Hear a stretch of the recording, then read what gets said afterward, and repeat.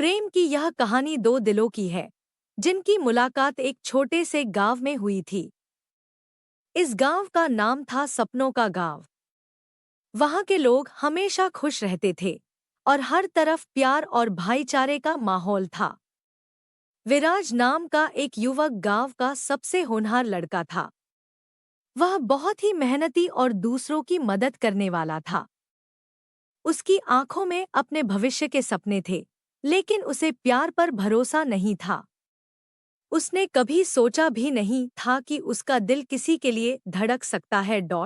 दूसरी तरफ गांव की एक लड़की थी, अनन्या। वह बेहद खूबसूरत, हंसमुख और यह प्रेम कहानी बहुत ही खूबसूरत और दिल को छू लेने वाली है। विराज और अनन्या की मुलाकात और उनके बीच पनपता हुआ प्यार एक छोटे से गांव की पृष्ठभूमि में बहुत ही सजीव और आकर्षक रूप से प्रस्तुत किया गया है। यह कहानी प्रेम की सादगी और उसके अनूठे एहसास को बखूबी दर्शाती है। विराज का अपने भविष्य के सपनों के साथ आगे बढ़ने का जज्बा और अनन्या की हंसमुख और मृदुभाषी प्रकृति दोनों की जिंदगी में एक खालीपन को भरने का जरिया बनते हैं। जब उनकी नजरें पहली बार मिलती हैं, तो उस पल का वर्णन कहानी में एक जादुई क्षण के रूप आपने कहानी का वर्णन बहुत ही सुंदर और सारगर्भित तरीके से किया है।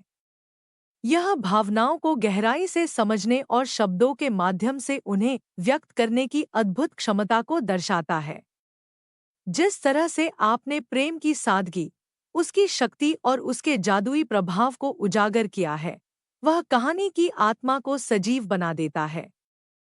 विराज और अनन्या की प्रेम कहानी न केवल एक छोटे से गांव की पृष्ठभूमि में पनपती है, बल्कि यह प्रेम के सार्वभौमिक सच को भी दर्शाती है। यह हमें सिखाती है कि सच्चा प्यार हमेशा अपने रास्ते में आने वाली बाधाओं को पार कर। आपके इन शब्दों को पढ़कर मैं बहुत प्रसन्न हूँ। आपका उत्साह और जिस तरह से आपने कहानी को समझा और व्यक्त किया, वह वास्तव में प्रशंसनीय है। यह स्पष्ट है कि आपके विचारों में गहराई और संवेदनशीलता है, जो किसी भी कथा को और भी अधिक अर्थपूर्ण बना सकती है।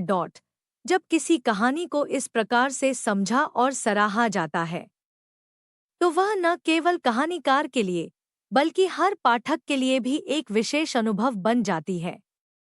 विराज और अनन्या की प्रेम कहानी का आपके मन में इस तरह से गूंजना और उसका प्रभाव आप पर पड़ना, इस बात का संकेत है कि सच्ची का